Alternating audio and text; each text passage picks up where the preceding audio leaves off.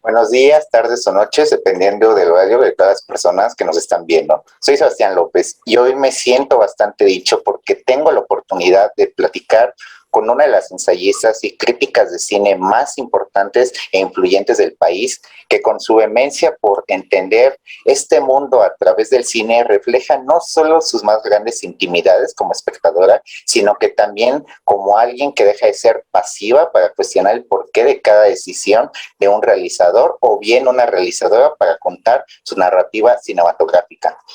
Fernanda Solórzano es crítica de cine, ensayista y editora. Estudió la carrera de literatura latinoamericana en la Universidad Iberoamericana. De 1995 a 1999 fue subdirectora editorial de la revista Viceversa.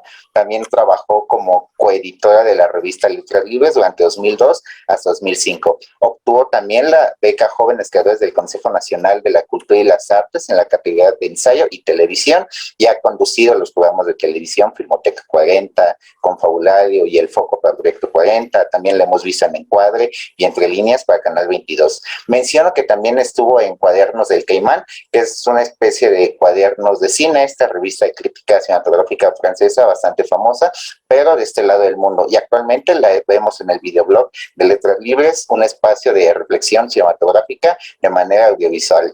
Hola, Fer, es un halago y un gran gusto que estés con nosotros. ¿Cómo estás? Hola Sebastián, no, al contrario, muchas gracias y muchas gracias por la presentación generosa y pues nada, es un gusto estar aquí, poder platicar contigo. No, al contrario, el agradecido soy yo y toda nuestra audiencia. Fer, para comenzar esta conversación, me gustaría que nos remontáramos a tus inicios como espectadora de cine. ¿En qué etapa de tu vida empezaste a ver películas y recuerdas qué tipo de cine era? Mira, te mentiría si te dijera que yo sé que muchos críticos de cine, incluso directores, tienen como una relación muy temprana con el cine, muy íntima, muy casi algo que les reveló que su vocación estaría ligada de alguna manera al cine. No fue mi caso. Yo creo que como niña, de niña, mis papás me llevaban al cine, pero muy esporádicamente. Ellos no eran muy cinéfilos, entonces pues me llevaban al cine, yo creo que sintiendo que algunas películas me podían interesar. Digo, yo crecí durante los 70, entonces pues me tocó la aparición de películas como pues las películas de Spielberg, de Lucas, todas las que alrededor de las cuales ahora hay un culto, pues a lo mejor por ahí se hubiera podido tejer una relación. Y la verdad, pues no, yo las viví como un evento más de mi niñez, no fue algo que dijeras, se me reveló un mundo en ese momento. Fue yo creo que más grande cuando empecé a sentir eh, una, una, una curiosidad por ese mundo alternativo que son las películas. A mí más bien mi primera pasión, inclinación, como lo quieras llamar, fue siempre la lectura. Por eso elegí estudiar letras latinoamericanas.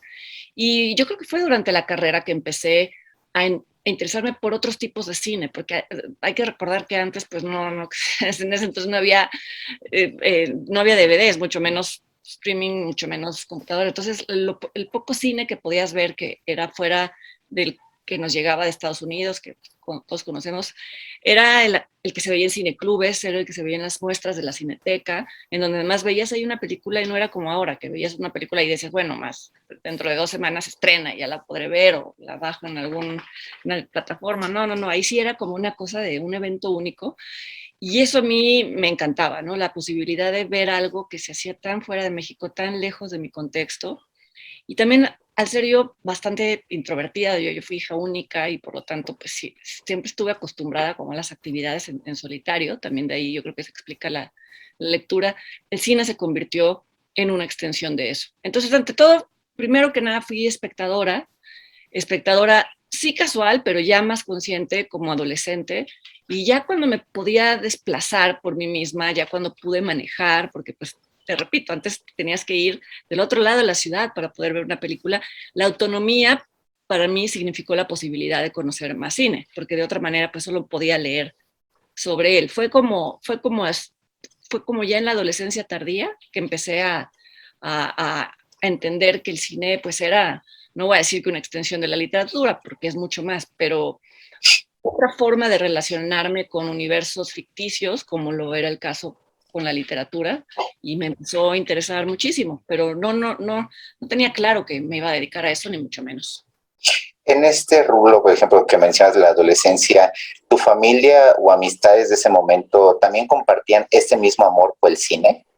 No, no, no, no, de verdad que no. Mira, mi familia cercana no, no necesariamente, y ni siquiera mis amigos, es decir, creo que fue más en la universidad cuando ya empecé a tener amigos, compañeros de la carrera y demás, que claro, casi viene como por un combo natural, ¿no? El cine y la literatura, pero, pero, pero en esos años de los 18, 19, 20, seguía siendo una actividad muy solitaria. Solitaria no en el más sentido, es que en español a veces solitario se entiende como con una connotación un poco, y no, quiero decir, eh, que me permitía, al contrario, que me permitía estar en soledad, sumergida, inmersa en otros mundos. En esos años también empecé a buscar formas de complementar ya mi conocimiento del cine de otras maneras. No había, ni la hay todavía, una carrera que sea exclusivamente teórica sobre cine, es decir, a nosotros los críticos nos preguntan, pero a ver, ¿qué estudiaste para hacer crítica? Pues no, no hay algo que te acredite como tal, ¿no? Casi siempre todo lo que aprendas o no aprendes lo haces de manera autodidacta, pero sí cada que podía entrar a algún diplomado, algún curso, algún lugar que me permitiera ver cierto tipo de cine y que además me permitiera eh, escuchar el análisis de, en ese momento, directores, ahorita te pongo ejemplos, o directores o críticos que yo respetaba, pues eso fue una parte importante. Por ejemplo, pude tomar clases con Tomás Pérez Turrent, con Alejandro Pelayo, con José Luis García Gras, con Carlos García Gras, con Leonardo García Tsao, con quien ahora hago muchos programas. Ellos fueron como mis primeros maestros en apreciación de cine, en entender la historia del cine, géneros cinematográficos, cosas ya un poco más sistemáticas, que bueno, evidentemente, pues sí, las adquieres leyendo, pero ya poder hacerlo junto, apoyado por la proyección misma de la película, pues ya lo sube a otro nivel. Ese fue como mi primer acercamiento ya más sistematizado al cine, los cursos, diplomados y demás que tomaba por aquí, por allá, todavía como algo muy disperso. También en esta misma línea, con los profesores que tuviste estos cursos de crítica cinematográfica, leyendo tus primeros escritos me doy cuenta de que ya había una prosa de tu parte. ¿Consideras que tu carrera, que es literaria, por supuesto, ha influido en tu manera de escribir crítica y ensayo cinematográfico?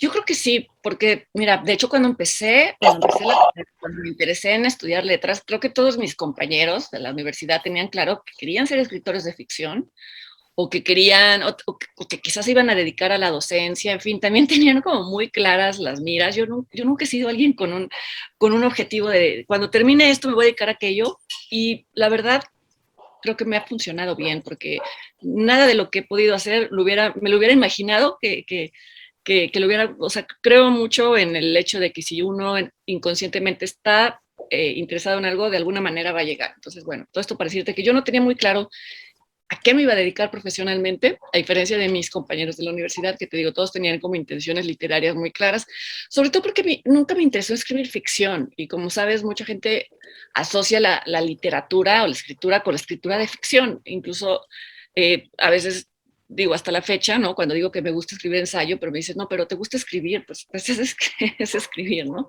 Lo que sí me gustaba escribir era ensayo, sobre todo, no, o sea, me gustaba muchísimo que en nuestras clases nos dejaran los clásicos trabajos de la universidad en donde tenías que hacer una reflexión personal sobre aquello que leías. No eran para nada talleres de escritura creativa, lo sabía, pero no eran lo que yo disfrutaba. Entonces, poco a poco me fui dando cuenta de que, pues, si me gustaba ver cine y me gustaba escribir ensayo, había como una intersección ahí que ya después se concretó en el hecho de escribir crítica de cine, pero respondiendo a tu pregunta, yo creo que sí, yo creo que pues inevitablemente cuando lees mucho, ya sea ficción o ensayo, pues a veces te apropias, eh, queriéndolo, ¿no? De estilos, un poco, te nace el amor por algo que está bien escrito. No digo que lo que yo escribo está bien escrito, pero sí le desarrollas un amor por la palabra, por cómo se forma un párrafo, por no necesariamente simplemente dar información, sino buscar crear imágenes. Yo creo que eso inconscientemente pues se filtró a mi forma de hacer crítica. A veces no es necesariamente que yo analice una película secuencia por secuencia, lo hago si se me pide hacerlo, si tengo la intención de hacerlo, pero los ensayos que más disfruto escribir son en donde puedo tener más libertad para hacerlo, que es como una de las características del ensayo. ¿Por qué ese interés en el ensayo como una de tus fuentes principales y que es bien conocido en tu estilo? Pues porque el ensayo es como un paseo que das tú y en el que invitas a un lector. Vamos, sería ingenuo y sería falso que te dijera que comienzo escribiendo sin tener una idea hacia dónde quiero llegar, pero nunca descarto la posibilidad de a medio ensayo cambiar de camino. Uno empieza un ensayo planteándose una pregunta a uno mismo, ¿no? ¿Qué te provocó esto? ¿Por qué reaccionaste de tal o cual manera? Y el ensayo mismo te va a servir, la escritura misma a veces te sirve para desenredar eso que de momento no puedes articular verbalmente o incluso en el pensamiento, ¿no? Y además hay tipos de ensayo que se asocian con eso. Yo recuerdo que uno de mis ensayistas favoritos sigue siendo, y además sigue vivo, Francisco González Cruzí, no sé si lo has leído, es muy curioso su caso porque él toda su vida fue un médico, un patólogo en la Universidad de Chicago en Estados Unidos, él es mexicano, pero con una pasión enorme por la literatura, por la filosofía, por humanidades que normalmente no se asocian al estudio de la medicina. Entonces, mientras sus colegas publicaban ensayos médicos, a él le gustaría, no sé, tanto era patólogo, pues todo lo relacionado con la muerte y hacía unos ensayos que rebasaban por mucho el espectro de lo que se necesitaba en una publicación académica y él comenzó escribiendo libros.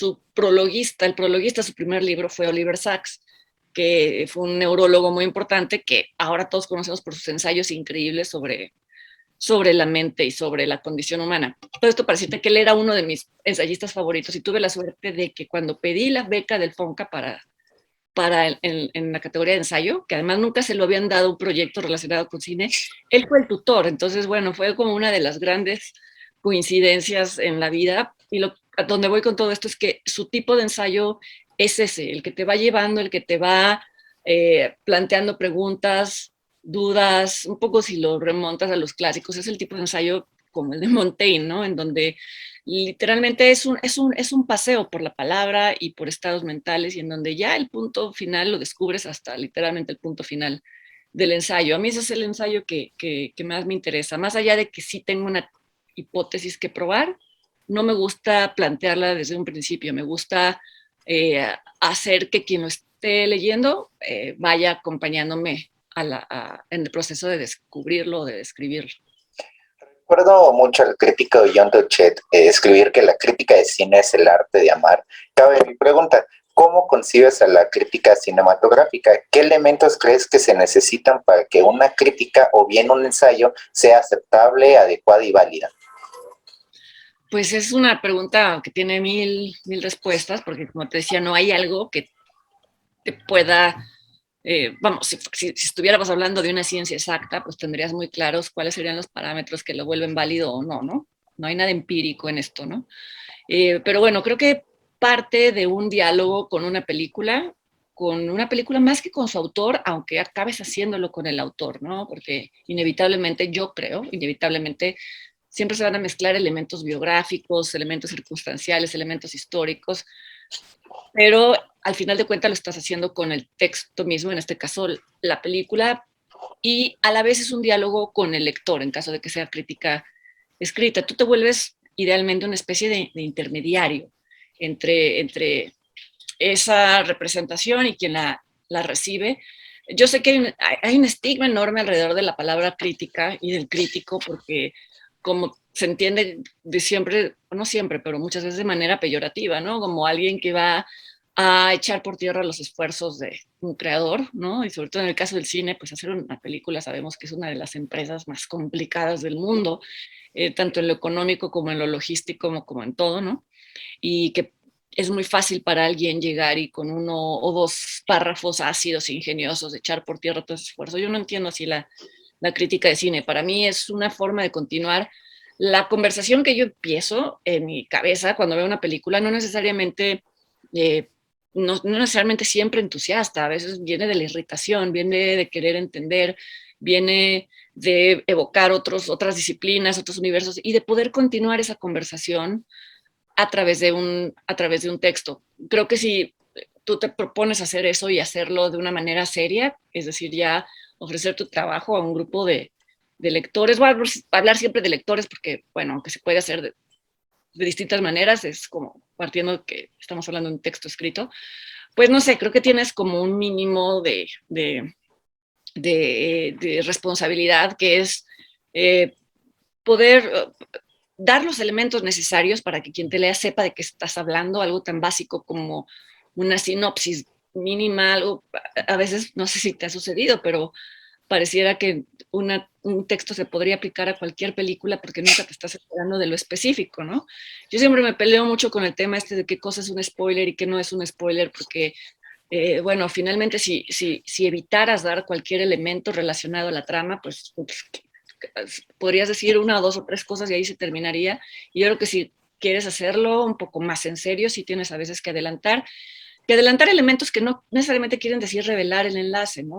Pero el desenlace, por un lado, y por el otro también una película nunca se reduce a su trama, nunca se reduce a su argumento, porque justamente intervienen muchísimos otros elementos que o sea, tú puedes encontrar una sinopsis y es ejecutada por 2 distintos directores de manera totalmente distinta, ¿no? Pero bueno, creo que sí tienes que ofrecerle al lector de entrada un punto de dónde asirse, de saber de qué se está hablando. Yo en mis textos procuro hacerlo tanto hablando de la trama en sí, ubicándola por género, si es que es una película de género, y cuando se habla de un director que es más o menos conocido, suelo mencionarlo porque creo que eso ayuda de entrada a ubicar a esa película en un contexto mucho mayor. No es necesario, no es un requisito, pero creo que ayuda mucho. Y lo siguiente creo que no se trata de simplemente dar impresiones o dar opiniones que pueden venir desde lados muy personales tuyos y que eso no los vuelve ni válidos ni inválidos, pero que tampoco necesariamente aportan a la conversación. Creo que tienes que entender que de lo que te provoca una película viene de una parte emocional que tiene que ver con tu historia, con tus experiencias, algo de lo que además nunca te vas a poder escapar. Yo creo que no hay algo así como la crítica objetiva, creo que eso no existe. Simplemente creo que es importante tener claro cuando algo te provoca una reacción emocional o de cualquier tipo muy fuerte, ver desde dónde viene, porque muchas veces viene de partes muy personales. Si logras hacer esa disección, puedes incluso hablarlo dentro del texto, pero hablarlo un poco más de forma que tenga que ver con cómo se ejecutó la idea que estaba detrás de cierta película, por qué quizá falló, en qué medida sí lograron los distintos elementos funcionar de manera orgánica como un engranaje. Nos damos cuenta a veces cuando los valores de producción están por encima de cualquier otra cosa y entonces yo no creo eso de que no es buena película pero tiene muy buena fotografía. Pues no, si solamente tiene muy buena fotografía y solo resalta, entonces es una fotografía que estaba al servicio solo de sí misma, no en función de la historia. Vamos, creo que en eso está un poco nuestra responsabilidad, ¿no? En la medida de lo posible, analizar de qué manera están funcionando o no están funcionando las partes que están conformando aquello que se nos presenta como una película terminada. ¿Cuál crees que sea, o bien, la crítica más importante que los iniciadores en ella deben leer para analizarla y estudiarla? Por ejemplo, se me ocurre mucho la crítica alemana Frida Graffe o incluso los propios críticos de cuadernos de cine, o también aquí en el país Efraín Huerta, ¿no? Que se vio influenciado por la poesía. La pregunta es que si creo que como crítico debes de tener una formación previa en la lectura de crítica. Exactamente, o también si los iniciadores que quieren empezar a escribir crítica de cine, ¿qué críticos o qué crítica consideras que es importante estudiarla y analizarla para entender su complejidad, qué tipo de análisis se tiene que hacer de una película? Yo creo que no hay una escuela de crítica única que te diga esta es la indispensable como para poder... yo creo que cualquiera es válida si te ayuda a entender el placer que puede derivar de leer crítica de cine, porque eso te va a llevar también a procurar hacer una crítica que sea placentera de leer. No sé si me explico. O sea, por ejemplo, siempre uso como ejemplos de muchas cosas a Pauline Kael, ¿no? No porque siempre, a la crítica estadounidense Pauline Kael, no porque esté de acuerdo con todo lo que diga, de hecho estoy muy en desacuerdo con muchas de sus apreciaciones sobre ciertas películas, pero había una manera de llevarte dentro al universo de cierta película que volvía a la pieza de crítica una pieza en sí misma. Y tú mismo lo acabas de decir, ¿no? Hay críticos que desde distintas disciplinas han abordado la crítica y en eso también consiste un poco la magia. Puedes hacerlo desde el lado de la poesía, si eres Efraín Huerta. No sé si alguna vez le llegaste a leer a José de la Colina, que también era un crítico que hacía increíblemente placenteros sus textos porque mezclaba el humor, mezclaba su propia biografía. Hay críticos mucho más áridos porque son mucho más teóricos. No estoy en contra de la aridez, pero sí creo que hay textos que deben de ser leídos sobre todo para adquirir, no sé, tal vez cierto conocimiento teórico del cine, pero que la crítica debe de ser un poco más accesible. Sobre todo pensando, esto tiene que ver ya con que, en qué medio o para qué medio estás escribiendo o hablando, ¿no? Creo que siempre tienes que tener en cuenta a tus lectores, a tu audiencia, para que no se vuelva también un gremio de personas que se hablan entre ellas, ¿no? Yo creo que también una de las razones por las que a veces la crítica cinematográfica eh, es mal vista es porque se vuelve una competencia de, de una jerga codificada o en donde más impenetrable es un párrafo, se parecería que más erudito es y como si la erudición estuviera en este caso por encima de la intuición o de la sensibilidad. En fin, yo no comulgo mucho con ese tipo de crítica que tiene como propósito volverse ilegible, porque entonces creo que en ese sentido se vuelve más una especie de intención del crítico de construir un personaje o de ser el centro de su texto mismo y eso pues ya se pierde totalmente para mí el objetivo de dialogar con una película o con un autor o un director. Refiriéndome a tu libro Misterios de la Sala Oscura, ¿de dónde surgió la idea de hacer un compendio literario de ensayos que abordan películas emblemáticas, varias de ellas de los años 70? Pues un poquito de la necesidad de salirme de los márgenes que impone el ejercicio de reseñar películas cada semana, porque finalmente, por mucho que uno quiera tener toda la libertad para hacerlo, siempre estás un poco limitado por la extensión, por la temporalidad, por la exigencia de la cartelera, en fin, por cosas que no dependen de ti y que no te permiten explayarte, ¿no? Yo quería un poco replicar en textos largos, tan largos o tan cortos como yo quisiera, lo que era para mí la experiencia misma de ver una película.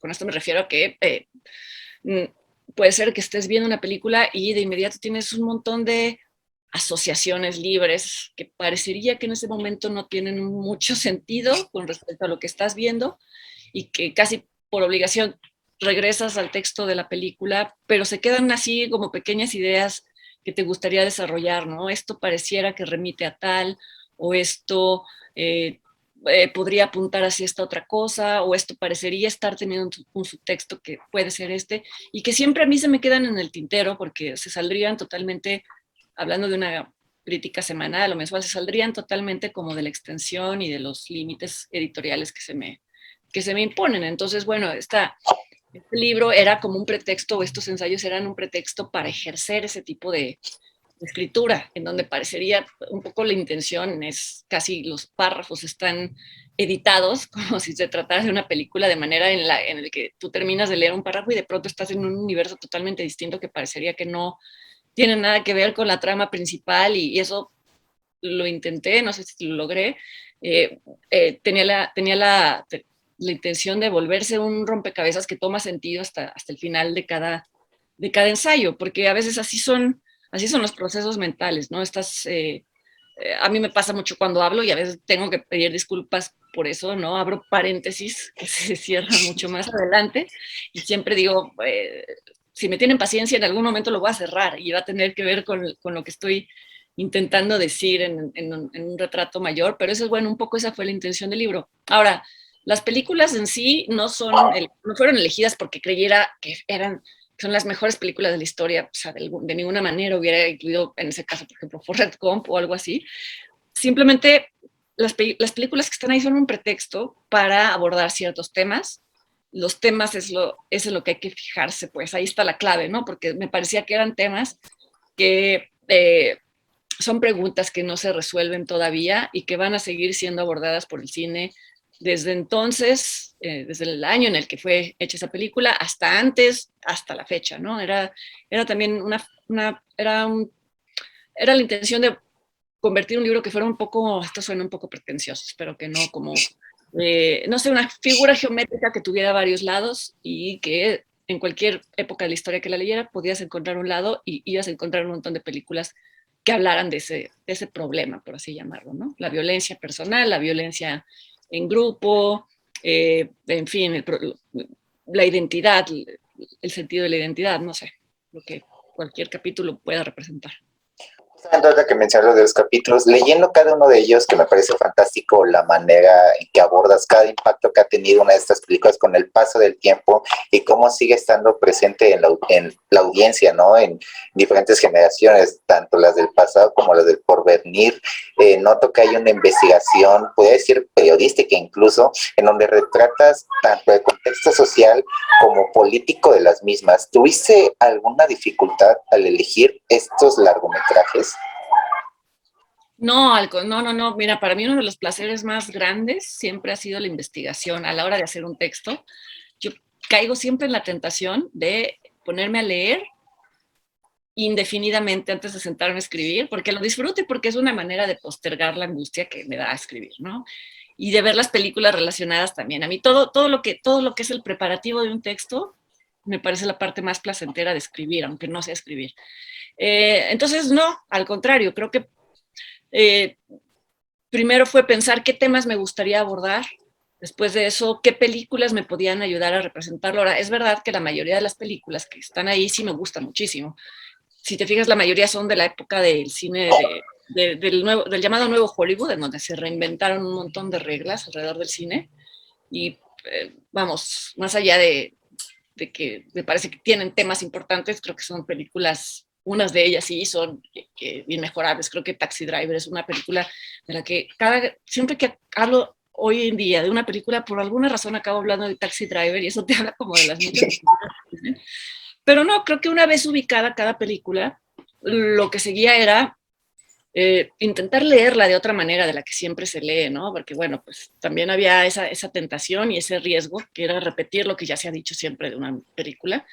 Y ya que encontraba otro ángulo, entonces poder investigar lo más posible sobre ese otro ángulo, cualquiera que fuera, sobre la vida del director y de los actores, que eh, como que se castiga a veces en la crítica de cine meterse a ese ámbito, pensando en que no tiene nada que ver, pero yo creo que siempre tiene que ver, y que no, eso no le quita o le agrega valor a una película, pero una película creo que sí es resultado pues, de la sensibilidad particular de una persona, y que si no la tomas en cuenta, estás perdiendo de muchas claves para interpretar esa película. Entonces sí, no tuve ningún problema en lo que fue el proceso de investigación alrededor. Ya habiendo definido la película, todo lo demás, al contrario, lo difícil era era poner un alto a esa fase. Es bien conocido que una de las películas que más te marcó, e incluso que leemos en la introducción de Misterios de la Sala Oscura, es Mulholland Drive de David Lynch. ¿Recuerdas esas primeras impresiones después de haberla visto? ¿Ya ha cambiado tu perspectiva de esa Fernanda de ese entonces sobre la Fernanda en la que te has convertido actualmente? No, en lo más mínimo.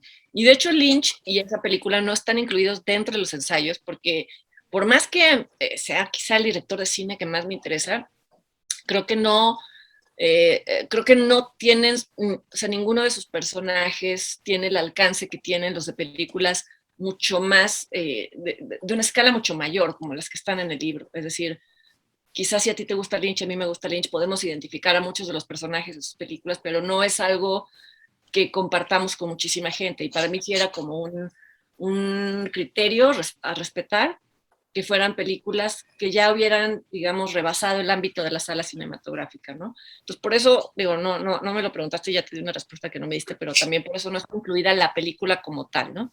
No, creo que a mí David Lynch, o sea, más allá de que el cine a mí me haya abierto una ventana para entender el mundo de una forma distinta, como una especie de posibilidad de vivir una vida alterna, dentro de eso Lynch hizo algo más, o sea, me abrió una puerta más, que era la posibilidad de ver una película sin tener que entenderla racionalmente o cronológicamente o desde, pues sí, desde estas, desde la imposición de la razón, valga la cacofonía que se nos impone, ¿no? Y a mí eso me pareció y me sigue pareciendo liberador, maravilloso, este misterio que nunca se acaba de resolver en ninguna de sus películas, me, es una dimensión que me encanta habitar, ¿no? Aunque parecería que es una dimensión oscura, porque la mayoría de estas películas presentan estos universos que son casi siempre pesadillescos, para mí son casi una de las definiciones del arte, ¿no? Estas dimensiones en donde no necesariamente estás en una fantasía, pero sí estás te sintonizas con un nivel de percepción y de sensibilidad que posees, pero al cual no accedes todo el tiempo, porque sería imposible, ¿no? Y cómo lo logra una película de David Lynch me parece una de las cosas más maravillosas que hay en el cine contemporáneo, ¿no? Yo creo que es un director que, como ningún otro, y creo que va a dejar huella en generaciones por venir muchísimas. Mencionando a Lynch y demás realizadores que has también mencionado a lo largo de la entrevista, me da la curiosidad por saber cuáles son esos géneros cinematográficos que te gustan tanto como espectadora o como crítica también. Siempre son un poco los géneros oscuros en todos los sentidos, oscuros, porque literal el cine negro es algo que me gusta muchísimo y pues se le llama negro pues, un poco por tener que ver con la corrupción de ciertas sociedades en determinados momentos, el cine de gángsters, el cine de detectives, que de alguna manera no son lo mismo, pero tienen que ver con un poco estos sótanos del comportamiento humano, ¿no? En donde personajes, perdón, corrompidos hacen y deciden cosas cuestionables, pero porque me parece que reflejan mucho de lo que somos, ¿no? Que simplemente es asomarse hacia a las cloacas que, por desgracia, existen en todas las sociedades. Entonces me gusta mucho el cine negro, me encanta el cine de horror, por lo mismo, un poco porque, no es cierto que por lo mismo, fíjate, porque parecería que me gusta el cine de horror por lo sórdido que pueda tener, y a mí, al contrario, creo que el cine de horror, por ejemplo, el cine de horror sobrenatural me parece una manera actualizada de la religión. Me refiero a que en tanto te describen dimensiones posteriores a la vida, dimensiones que tienen que ver con el más allá, te están permitiendo fantasear con la posibilidad de que tu alma trascienda o de que tu vida continúe más allá del plano terrenal, que al final es es uno de los deseos de todos los seres humanos, ¿no? Trascender o reencontrarte con tus seres queridos, no terminar en el momento, no, que lo que uno entiende como existencia no concluye en el momento de la muerte física. Entonces, bueno, claro, el cine de horror lo lleva por el lado no sé, de experiencias aterradoras y demás, pero la sola posibilidad es algo que a mí me interesa mucho. En el ensayo sobre el exorcista que viene contenido en el libro, una de las razones por las que me gusta esta película fue por el hecho de que la intención original de William Blatty, el escritor de la novela, él quería ser sacerdote, como muchos de los directores que además están incluidos ahí, no sé por qué. Acaba siendo una vocación frustrada la de la vocación religiosa, pero la acaban concretando en el cine, lo cual te daría para un ensayo en sí mismo. Pero bueno, Blatty quería ser sacerdote, no lo fue, y un día se topa con una nota en el periódico sobre un exorcismo, una nota chiquita, ni siquiera era un reportaje largo, y piensa, caray, si no puedo, o sea, ya que no voy a poder ejercer el sacerdocio, se me ocurre que una de las formas de convencer a la gente de la existencia de Dios es convenciéndola de la existencia del diablo. Y entonces él pensó en escribir la novela El Exorcista como una novela religiosa, como una novela que volviera que acercara a las personas a la fe. Y si tú lees la novela, está llena de diálogos teológicos, de disquisiciones sobre el origen del mal, quién lo puede, en fin, ¿no? Todo esto que llegó Friedkin, el director, y le dijo, no, esto no puede ir aquí porque ni modo que tengamos una película de 300 horas con personas platicando en una escalera, se va, ¿no? Y ya la convirtió en una película de horror, pero me encanta que sí, de alguna manera en la película sí permanece eso, ¿no? Sí permanece esta dimensión en donde hay una ventana hacia el mundo de lo sobrenatural y que es la ventana que me interesa, ¿no? Hablar de lo sobrenatural como la posibilidad de trascendencia. Entonces, regresando al punto, por eso me gusta el cine de horror, un poco cayendo en la misma ingenuidad que Blatty, me parece un género que es esperanzador más que aterrador. Lo aterrador es el juego, pues, o sea, es la parte del jugueteo, pero en el fondo son películas que hablan son películas que hablan de la espiritualidad, de la necesidad de creer en algo que rebase la existencia cotidiana. Son mis géneros favoritos, creo. Aunque todas las películas, digo, sería, porque además casi todas las películas de género, depende de quién las dirige, tienen algo de quién lo hizo y a la vez, ¿no? Las películas entendidas como películas de autor, pues también tienes muchas convenciones de género, entonces sería interminable. Pero bueno, son aquellas que plantean problemas de la condición humana, porque me parece que eso es lo que nos vuelve únicos y que lo que nos vuelve interesantes y que asumir los demonios es la forma quizá más sana de confrontarlos. David Lynch lo dijo en una entrevista, ¿no? Que había solo dos tipos de personas, las que aceptaban su lado oscuro y las que no. Entonces creo que eso incluso te explica su cine, ¿no? Él siendo una persona famosamente normal y tranquila y que le gusta la meditación trascendental y quiere que es una persona totalmente pacífica, pero tiene la capacidad para asomarse a su inconsciente y salir con estas pesadillas que a mí me parecen fantásticas. Y estos géneros cinematográficos, sobre todo donde retratan la condición humana, influyen mucho en tus gustos literarios. Pues se parecen mucho. Se parecen mucho. Quizás no.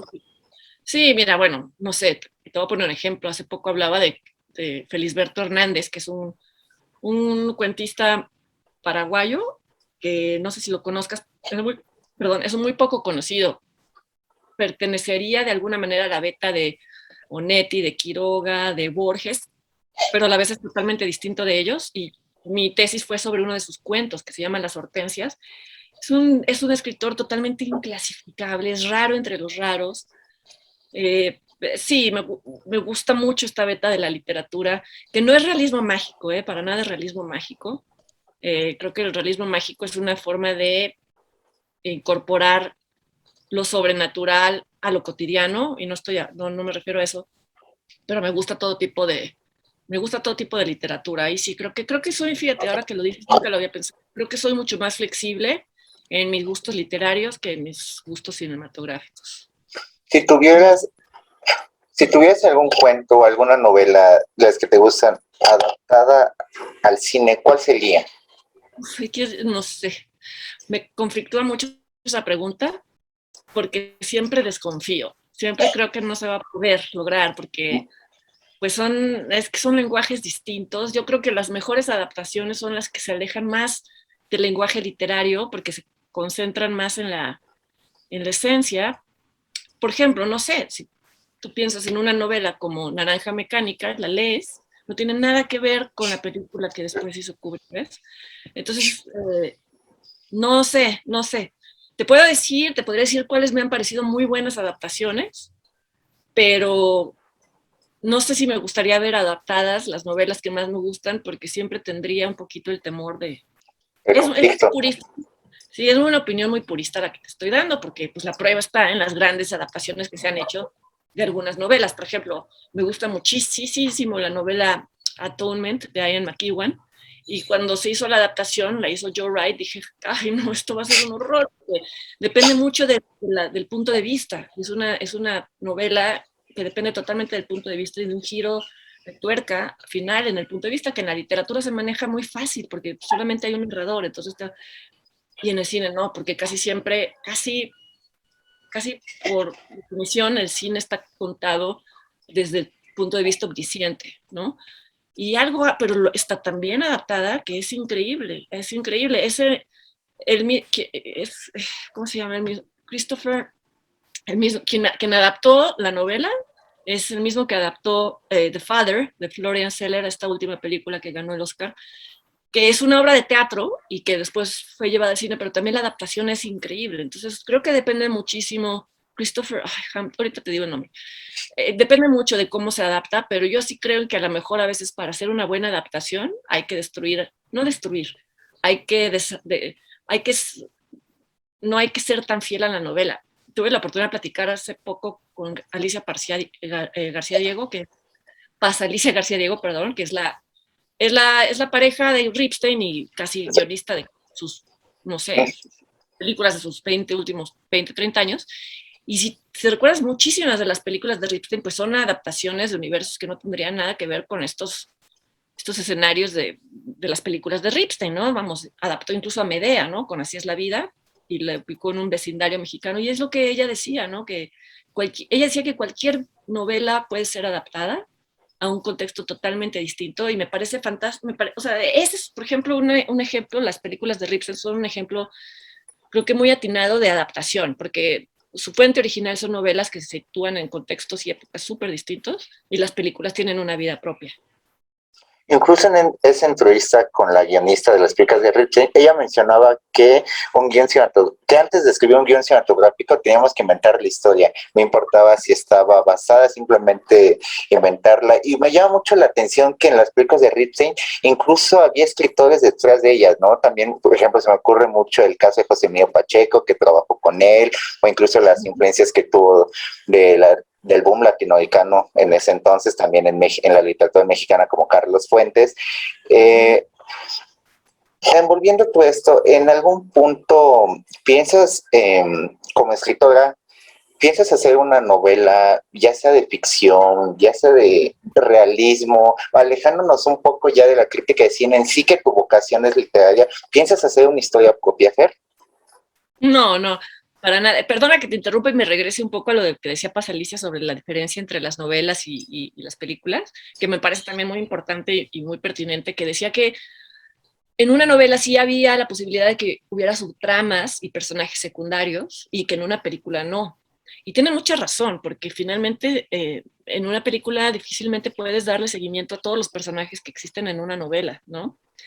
Una novela se enriquece muchísimo de estas tramas. Creo que si acaso las series de televisión están siendo el equivalente a una adaptación literaria, ¿no? Porque, pues, no sé, una serie como The Wire, ¿no? Que pues, de pronto ya estás en la vida de un personaje que no se había mencionado desde la primera temporada y estás, en fin, nada más quería acotar eso, ¿no? Que esa es una de las dificultades de la adaptación, pero pues creo que no es imposible sortearla.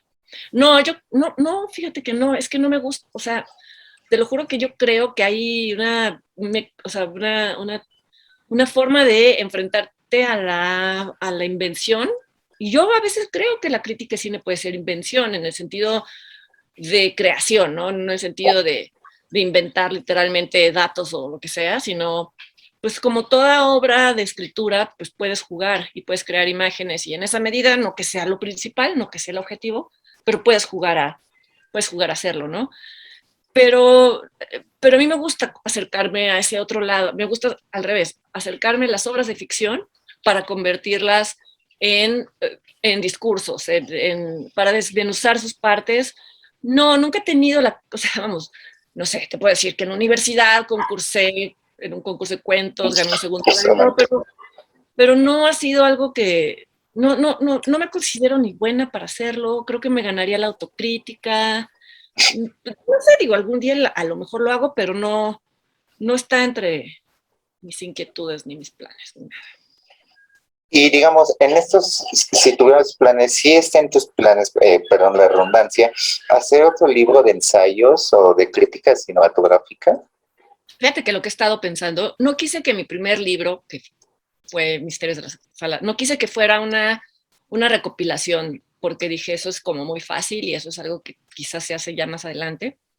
Pero ahora en estos ya casi años de confinamiento, me di como que a la tarea de revisar un montón de cosas que he escrito y que ya ni siquiera se pueden consultar en la red, porque las escribí cuando no estaban digitalizados los medios, ¿no? Desde la época en la que colaboraba en el suplemento Sábado con Huberto Batis, en muchísimos suplementos, y que creo que yo pensé que iba a odiar la experiencia de releerlos, y no, cosa que yo me castigo muchísimo y odio regresar a lo que ya hice, y me sorprendió que no te voy a decir que me gustaron, porque nunca me enamoro de lo que hago, pero sí pienso que hay cosas que me gustaría rescatar y que me gustaría compartir en un libro, y que pues la forma más honesta de hacerlo es situándolos en el momento en el que se publicaron, porque también hablan de una época. Creo que eh, te hablan de cómo se comprendían ciertos asuntos en un momento y que ahora quizá ya no.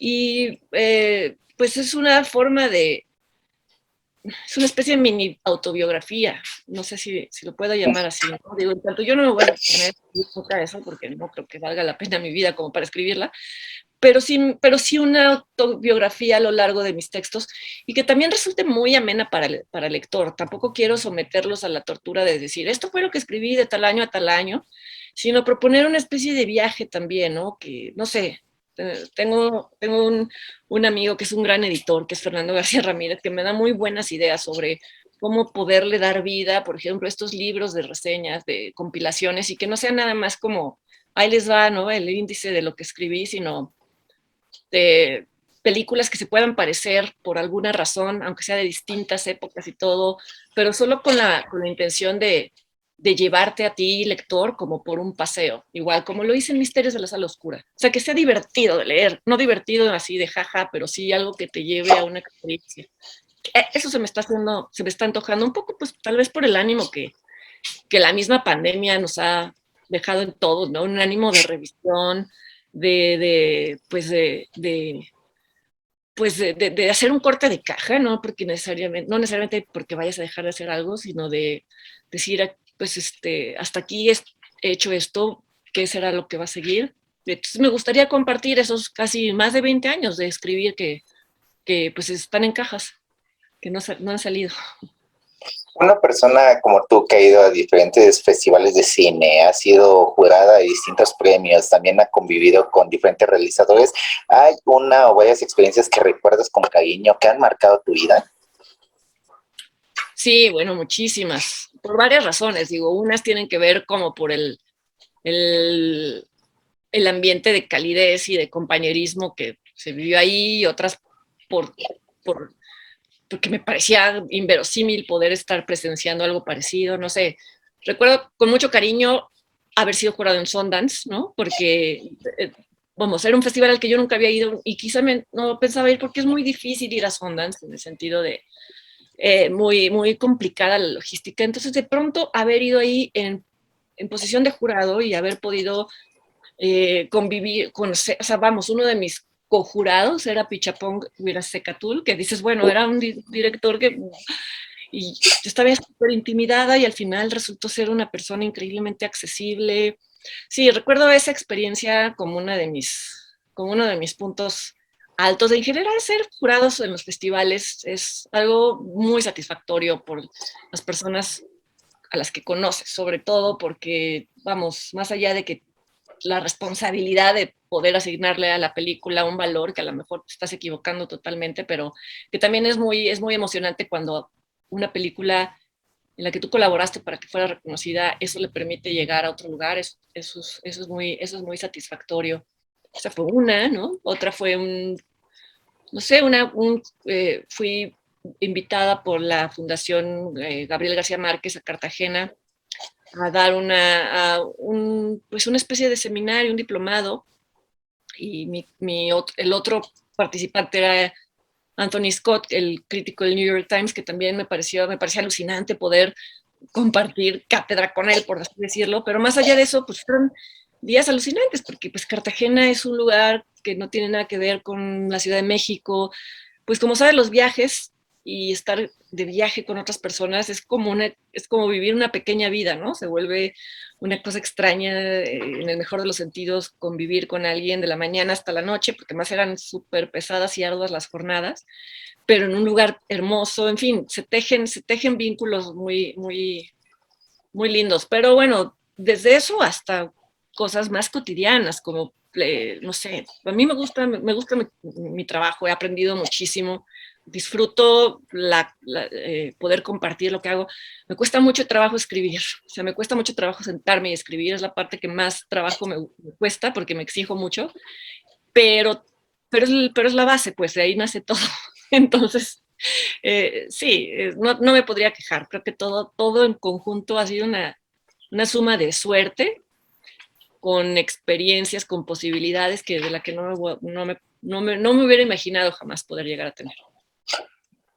Maravilloso, Fer, todo lo que compartes. Incluso para ya finalizar esta entrevista, ¿qué consejos le darías a las nuevas generaciones que quieren o ya están haciendo crítica y ensayo cinematográfico? Que no tengan miedo, porque creo que ahorita hay un ambiente de miedo, de ser censurado, de lo que se dice, de lo que se piensa, de lo que se opina. Y creo que si por algo debemos de pelear es por la posibilidad de manifestar lo que pensamos, ¿no? Creo que si estamos conscientes de que al final también todos tenemos derecho a decir no, a ver cierta película, a estar en desacuerdo con la postura de los demás. Si nosotros estamos conscientes de que tenemos esa posibilidad de estar en desacuerdo, entonces también vamos a poder dar entrada a otros puntos de vista. Creo que ahorita hay una imposición de pensamiento en donde se castigan ciertas opiniones, se castigan ciertos puntos de vista. Y digo, creo que yo tuve la suerte de que en las décadas en las que yo me formé, no vivíamos ese miedo y creo que no ha resultado, creo que nos permitió crecer. Entonces, yo siento que muchas de las personas que ahorita están comenzando, tanto a escribir como a hacer películas, como a todo esto, siempre están muy temerosas de la llamada cultura de la cancelación, a eso me estoy refiriendo, ¿no? Están muy temerosas de que se les tache de algo que yo creo que difícilmente le son o somos, ¿no? Claro que las décadas, estas últimas, nos han enseñado que debemos de ser mucho más sensibles en la forma de expresarnos, que a lo mejor hemos permitido actitudes que no se les daban importancia y que las deben de tener. Claro que eso lo debemos de aprender, pero creo que viene como parte de la reflexión. Creo que, por ejemplo, el hecho de retirar películas del mercado porque creo que al contrario, si vamos a ser conscientes actitudes o vicios de pensamiento que ya no deberían de existir, justo tenemos que incorporarlos a la discusión, porque si no es como meter el polvo debajo de la alfombra, ¿no? Entonces, dentro de la revisión de nuestras actitudes está ver de frente lo que no nos pareció, lo que hicimos y que no nos pareció, pero no se nos debe de castigar de una forma tan cruel como sucede ahora, que consiste en negarle a otras personas, pues eso, el derecho a expresarse. A veces se les corre de sus trabajos, en fin, a mí me conflictúa mucho este clima de miedo que se está viviendo. Mira, yo comencé pues casi, no sé, casi el 80% de mi carrera lo hice cuando casi no había mujeres en el medio, cuando, o sea, todos los medios en los que comencé a trabajar, pues estaban formados por hombres, ¿no? Y sí había una cultura muy, no te voy a decir misógina, porque ni siquiera era activamente agresiva en contra de las mujeres, sino que ni se les consideraba. Pero para mí era un reto divertido llegar y comprobar que yo sí podía estar a la altura de las demás personas que publicaban, ¿no? Viendo atrás dije, a lo mejor, no sé, no me di cuenta de que había tal asimetría, pero no tenerlo tan presente, es decirlo, no verlo como algo que me paralizara, creo que me ayudó mucho, porque siento que ahorita muchas chicas llegan a las redacciones o llegan a los lugares como dando por hecho que las van a rechazar por ser mujeres, porque sí, la mayoría de las profesiones están dominadas por hombres, pero creo que aquí la actitud a tener es la contraria, no es la de sentirse en desventaja, sino sentir que hay un grado muy amplio de oportunidad para demostrar lo que podemos hacer, ¿no? Y creo que confiando en lo que hacemos es el primer paso, antes de ponernos a convencer a nadie, ¿no? Hay que hacerlo, hay que animarnos a hacerlo. La confianza en nosotros mismos y en nuestro trabajo, exactamente. Sí, porque también nos podemos boicotear de formas que no nos damos cuenta y que son tremendas, ¿no? Hay veces en las que no hacemos las cosas bien y si nos las regresan no es porque seamos esto o aquello, o mujeres, lo que sea, sino porque están mal hechas y también hay que aceptar la crítica y también hay que ser rigurosos con nosotros mismos, ¿no? No a todo hay que ponerle la etiqueta del enemigo, ¿no? A veces quienes más te van a enseñar son quienes te rechazaron un texto, pero hay que saberlo ver. O sea, saber ver que a lo mejor, pues sí, no entregaste el mejor texto posible y no entrar a la defensiva de creer que es que, no sé si me explico, ¿no? Hay que ser autocríticos también. Sí, por supuesto, aceptar las críticas constructivas y no tomarlas personales, ¿no? Sino simplemente, como bien dicen, que de error se aprende. Sí, sí, sí. Yo agradezco, digo, a todos los que me han hecho ver que algo no estuvo bien escrito, a todos, a todos. A veces hubiera preferido que me lo dijeran de una manera mejor que de otra, pues sí, pero tampoco me destrozó, ni tampoco creo que era razón para dejar todo, ¿no? Y estos editores que te han hecho este tipo de críticas, correcciones, te han forjado lo que actualmente eres. Y muchos tienen razón, y muchos tuvieron razón. A lo mejor me faltaba elaborar tal punto, a lo mejor me faltaba plantearlo de una manera más clara. Y en eso, por ejemplo, he escrito para medios estadounidenses y eso me ha ayudado muchísimo. Ahí sí, por ejemplo, un texto que entregues pasa por 10 revisiones y te lo devuelven. Y si tienes la piel delgadita, te deprimes horrible porque dices, ya. Y no, y al final resulta que te ayudaron un montón, pues que tiene, o sea, pues es su trabajo, ¿no? La edición es su trabajo y qué bendición que haya alguien con esa claridad que te haga ver lo que a lo mejor no se va a entender en otro contexto. Es difícil, es duro aceptar que te regresen un texto lleno de partes rojitas en donde tienes que mejorarlas, ¿no? Marcadas en rojo. Pero ya que das ese trago de orgullo, realmente es una escuela, es una escuela. Es lo más cercano a estar en una escuela de crítica como la que no tuvimos porque no existe, ¿no? Incluso creo que en Francia sí hay como cierta institución que te dan como un certificado de crítico, ¿no? No lo sé, no lo sé. Pues seguramente, porque los franceses son muy cinéfilos y todo lo que tiene que ver con la cultura del cine lo protegen muchísimo. Seguramente, seguramente, no lo sé, la verdad. Sí, incluso recuerdo haber leído que a los niños de Francia ya se está educando para ver otro tipo de cine que no solo sea como el hollywoodense, el comercial. Eso me parece fascinante. Por ejemplo, estaría maravilloso que los americanos aprendieran a ver cine sin subtítulos, digo, con subtítulos, porque pues gran parte de la cosa, esto de que durante mucho tiempo en los Oscars esta cosa de películas que en idioma extranjero, pues depende de dónde estás, el idioma del extranjero es el otro, ¿no? O sea, esta cosa que tienen de mirarse el ombligo, o sea, me dio mucha risa cuando ganó Parasite, que Bong Joon-ho en su Justo, discurso de presentación dijo, pues este cine lo podrían haber estado viendo desde hace décadas si se animaran a leer justo. subtítulos. Justo te iba a Claro, mencionar el discurso de Bong Joon-ho, se me vino a la mente, es tal cual. maravilloso, porque sí, con una finura les dijo, pues es que también ustedes, manos, nada más se la pasan viendo lo que... Ajá. Sí, Sí, totalmente, Fer. Pero bueno, queridísima, de verdad te agradezco en demasía por tu tiempo, tu generosidad, tu amabilidad y por tus respuestas tan enriquecedoras que quedan incrustadas en el corazón de nuestra audiencia, tus lectores y que guardaré con mucho cariño. no, al contrario, Sebastián, muchas gracias a ti y en lo que te pueda servir, aquí encantada.